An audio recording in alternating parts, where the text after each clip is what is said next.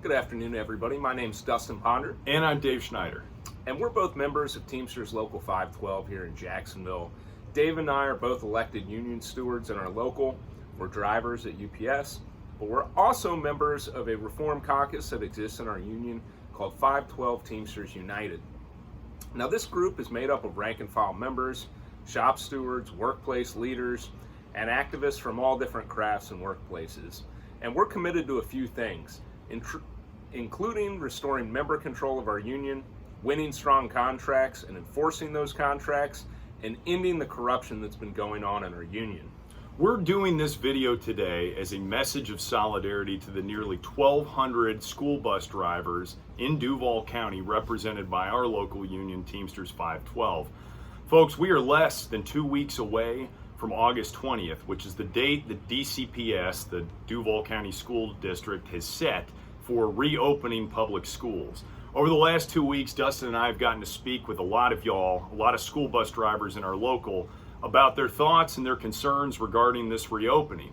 About 2 weeks ago, we joined a lot of rank and file teachers that held in a big rally in downtown demanding safe reopening, protective equipment, real measures to guarantee people's safety from the pandemic. We saw a lot of bus drivers out there, and it was great to see and get to talk to you. Most of y'all have been out of work, it sounds like since March, since the initial school closures. And those of y'all who have found work out on the bus yards have seen your hours slashed. With unemployment benefits being cut right now and all of those reductions, a lot of y'all want to go back to work, and that's quite understandable. We've also heard from a lot of y'all tremendous concerns over the so-called safety guidelines that have been unveiled by the Duval County School District, as well as employers like Student Transportation of America, STA, or Durham. Maybe the best example of the absurdity of some of these measures is the social distancing, which calls for 6-foot separation between students riding on school buses. Well, you all know better than anybody. 47,000 students in Duval County ride school buses. These buses, probably have a maximum ridership of about 70 to 75 passengers. And any given day, you could have between 50 and 60 people riding on that bus. It is no surprise with numbers like that our school or a local news station did a study on that and found that it would take basically about 9 hours to bus all of those kids to and from school using those measures. I think what's probably more likely is that those measures are less to protect you from coronavirus and more to protect the school district and employers like STA and Durham from lawsuits from angry parents down the road. While all of this goes on, though, contract negotiations are continuing for school bus drivers in our local. Companies like STA and Durham have consistently pushed to keep you all's wages low and your costs for health insurance quite high. A lot of you worked for another school bus company, First Student, just about 9 months ago, which saw all of its routes on the north side of Jacksonville underbid and bought out by STA. That's meant a pretty substantial pay cut for many of you. And from what I've heard from nearly every school bus driver I've talked to, the stakes for this next contract could not be higher. So as part of 512 Teamsters United, Dustin, myself, and everybody else who's a part of it, we want to extend our fullest hand of solidarity to all of the bus drivers in our union in their fight for a safe reopening and their fight for a better contract. In this very uncertain time, we stand, as all union members should, ready to mobilize support both within our local union and our community to help you all win and to use our numbers to make it so. At the same time, the reason we're making this video is that we want to respectfully offer our thoughts on what we think it will take to win both an excellent contract and a safe reopening for all Teamster bus drivers. You transport about 40% of all the students who go to Duval County Public Schools. The school system would not function if you all were not at work. And with that kind of leverage, we think there's no reason you can't win a dynamite better than ever contract and have a safe reopening. But we also think it's going to require a different approach to collective bargaining. It's going to require an approach that puts the members first and puts them in the driver's seat. Absolutely, Dave. And what we want to talk about a little bit is a difference in philosophy our strategy that we're proposing that's member driven. And most of you know what we like to call the good old boy system of negotiation. Maybe you have a couple union officers go and sit down with management representatives in a back room and they negotiate the contract, 5-6 months before, at the very end. Most of the members are left out of the process. We don't know what's going on. We're presented a contract. More often than not, it's a bad contract. Our strategy is different. We think that from day one, we need to have a 365-day-a-year contract campaign every year up until negotiations. What does that mean? That means as soon as you settle one, it's time to start preparing for the next one. And the key to that is building a rank and file contract committee. Now, this is something our Teamsters United chapter has proposed as a bylaws amendment.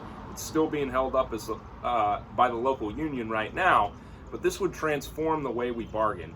It would ensure that we have workplace leaders from every department, every area, every yard that are present and at the bargaining table.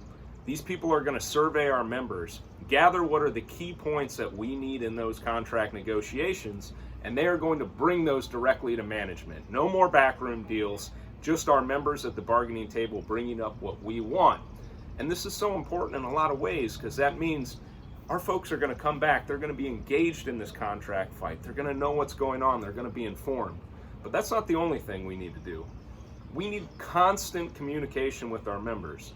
That means going out, hitting the work sites, leafleting, handing out information on the contract, on negotiations, solidifying around the demands that our members want, our key demands like healthcare, higher wages, better protections, better retirement. We need to be having meetings. Right now, our union's not even having union meetings. A lot of our members have been out of work for months and months and months. They're out of the loop. That's what we've heard from so many bus drivers that we've talked to. They say, we don't know. We don't see plans. We don't see leadership. Not from the bus companies, not from the school district, and not from our local union. That needs to change. We need to have leadership from our workplace leaders, our stewards, and the members who are respected and have the knowledge at the work sites. But we don't just need to engage, bus drivers in this campaign. We have the second largest union in Duval County. We have 5,000 members in our local union. We have over 10,000 people when you consider the families that we have. Many of those people have kids in the Duval school system. They are stakeholders in the education system. We need to be mobilizing all our members in support of our bus drivers right now. And I can tell you as a UPSer, we've heard nothing. And even as a steward at UPS, our local has not solicited the help of UPSers in this in the contract struggle and the struggle for a safe reopening. And that's shameful. We need to bring every workplace leader we can to bear to help our bus drivers win a strong contract, whether that's showing up to school board meetings, supporting rallies, doing informational pickets, whatever needs to be done. But we need to mobilize, and not just for our bus drivers, in all situations. Every section of our union should be supporting the other one. We should have roving contract teams that are ready for situations like this. And beyond that, we need to build community support. Dave and I have been long participants in the Central Labor Council here in Duval County. It represents 40,000 union members, teachers, construction workers, city workers. We need to be out there organizing in solidarity with them, supporting their struggles. So at times like this that our bus drivers are experiencing right now, we can leverage all that community power on behalf of our members. Not only that, politicians, community groups, all kinds of people. We need to build a relationship with those groups because in reality, especially a public sector issue like this, we need to get the public on our side. The politicians, the bus companies, the media, they will try and turn the community against our bus drivers. We need to show, like the teacher strikes around the country over the past year, that our bus drivers are at the forefront of not only fighting for the safety of these children, but also for public education as a whole. And that's how we're going to win, when we unite all of Duval County behind our bus drivers. A couple more points on this. One thing we absolutely need to do, because we've seen the negative effects of not doing it recently, we need a local union that is going to push immediately to have area standards set for bus drivers, or have multi-employer collective bargaining agreements with these different bus companies. We need no more of this race to the bottom underbidding by companies that have substandard wages and outbidding the ones that have better contracts. Here's the thing, area standards, multi-employer bargaining agreements for school bus drivers, this exists in other school districts across the country, a lot of them being up north where you have stronger unions. They set uniform wages, standards, conditions, and benefits like health care and pension contributions for all employers that are going to try to bid on different bus routes in a particular school district. That's a great thing for workers because it takes our wages, benefits, and our conditions out of competition with one another. You no longer have a situation where one company is paying higher wages than another company, and then over the course of time, because they're saving so much money by paying you lower wages and making you pay more out of pocket for your own health benefits, because they save more money, then they can return in a few years' time and underbid the company that's paying higher standards. It ends up being a race to the bottom, and it lowers everyone's wages in the long run. This is, in fact, exactly what happened with First Student this past, 9 months ago in December, where all of First Student's routes on the north side got picked up by STA. First Student was paying higher wages and benefits. But STA, because they were able to sock away that extra money, now all of those First Student drivers, those of you who are still driving school buses, I've talked to you, you now are at STA, you've come in under their contract, and even if they've respected the seniority list to some extent, you're getting paid less. You have seen a wage cut. And Durham workers probably, frankly, need to be concerned about the exact same thing happening to them eventually. The way you avoid that is by setting area standards or by accomplishing it through multi-employer collective bargaining agreements. But either way, we need to set some uniform standards so that we can move everybody's wages and benefits up and not get driven down by the so-called market. The final point, though, we want to bring up is strike readiness. This is something we get a lot of flack for bringing up in our local union quite often. Dustin and I believe very, very strongly that the strike weapon is one of the most important tools. In fact, it is the most important final last resort that workers have. And it deserves the full respect and attention of union leadership. If all of these things we talked about had been done, now would be a dynamite time to call a strike authorization vote. Now, that is not a vote to go out on strike. What that does is it is a vote of the membership authorizing the local union to go out on strike if bargaining and negotiations break down.